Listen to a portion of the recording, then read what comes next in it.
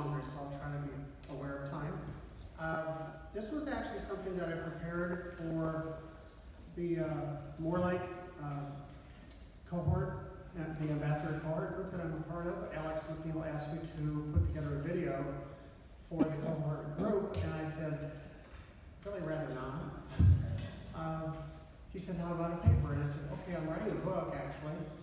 He says, really? I said, I have a preface to it, I could do that. He says, would you just write? And just write. Just don't worry about blank, just write it. So this is what I wrote. So the book's name is Hiding in Plain Sight, and this is my preface. I thought you might enjoy this. Kind of an odd title, but the memoir will shed some light on the realities of my past, now that I've been constantly challenged in my life to live my authentic life versus how others expect me to fulfill that. Essentially living the first 6 decades with others' agenda.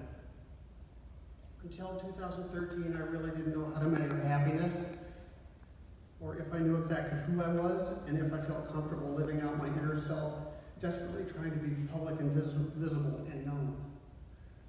From school to athletics, to relationships, to parenting, to social engagements, each with their own separate but distinct form of behavior and conduct, often a complete 180 from the identity I knew was mine.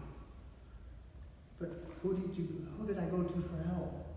And what do I ask them? There were no names or labels for these things.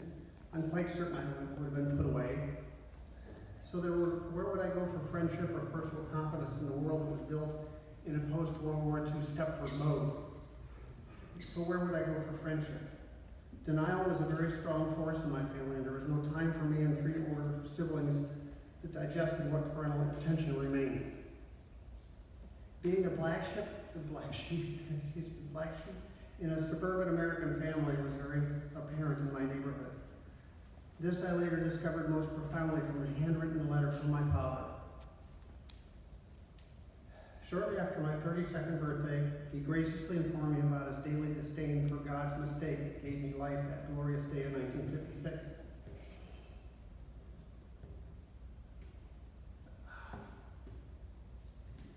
I'm certain after several instances where he discovered me in questionable situations, trying to discover my true identity, if he were alive today, he would most assuredly be sure I was not. Seeing the handwriting, word from one known as your parent, that you were never loved or a mistake, would scar even the most secure person on this planet. For me, it was the beginning of a whole new beginning, having seen the brightest light in my life to date. I heard God call out my name as it truly has been all this time. And I've followed it ever since. In 2013, after work reorganization, again, the 4th in a decade, I requested a move to Cincinnati, albeit at my expense. It was to be the first in a series of best steps. My admiration for the architecture and the character of the LGBT community were among the primary reasons for my move. But the calling I heard very strongly pointed me in a direction I never questioned and never regretted. My character took a series of major tests that God challenged me with and meeting head on. Never did I think that this would surpass anything but these constant feelings of aloneness. And among the greatest challenges of all remains my dominant reason for continuing therapy and seeking God's guidance constantly, that is, to love myself. All these years I've grown and changed. There's the first, sorry. All these years I've grown and changed and responded to others' needs and wishes, demands and expectations, all without regard to who I really was inside this mind and body. Clearly, to me, I was never in the correct physical structure, but that was about to change drastically. Clearly, that's the part that I've known all along. My children have not accepted that and may never. But for that, I can't shed any more tears. Although I still have my moments, sometimes I wake up in a frenzy of tears. These days, it's become far less frequent. To put all this in perspective, one of my earliest episodes after moving to Cincy happened during a workout on an art trainer at LA Fitness one morning, shortly after it opened at 5 a.m. I'm one of those sick people that get there right at 5. Then I enjoyed listening to my iPod on iTunes from the 70s through modern day pop of new age genres. But when one distinct song came on after 30 minutes in a profuse sweat, the words I've heard 1,000 times finally took root and sunk in deep. It was In My World from the Moody Blues. And the lyrics struck me like a ton of bricks, shaking in my heart, in tears, making certain I would never forget what this really meant to me. It was God staring at me through those eyes in the mirror and challenging me to be me. To those that could relate, it was a God moment difficult to describe and unfathomable in importance. I could hear him talk to me at that very moment in these words that seemed meant for me. I'm sure I posed quite a sight on a treadmill that was having tears profusely run down my face. I was truly in a zone, but I never missed a stride or a note until that song ended. To this day, I can't hear that song without more tears, but now I know who's talking to me and why. It's God's message. I'd like you to meet the real person and never look back. This is who you are and who you've always been.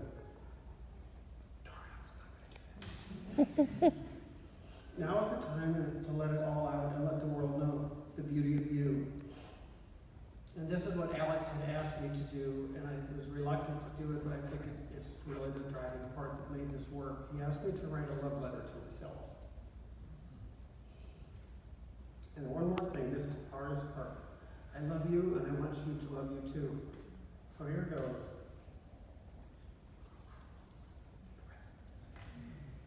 Sweetie, I wish you would take this in and live it all day, every day.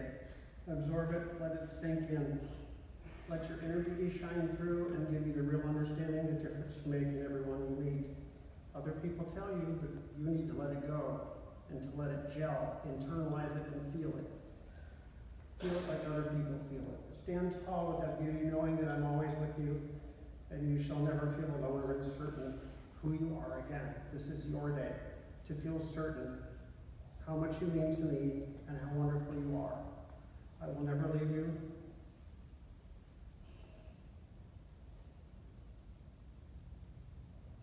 I have, just like I have helped guide you to this moment since your first birth. Now that you are reborn, be authentic and be true to you, then you will be true to me. I love you, my lady, always. I think that's enough.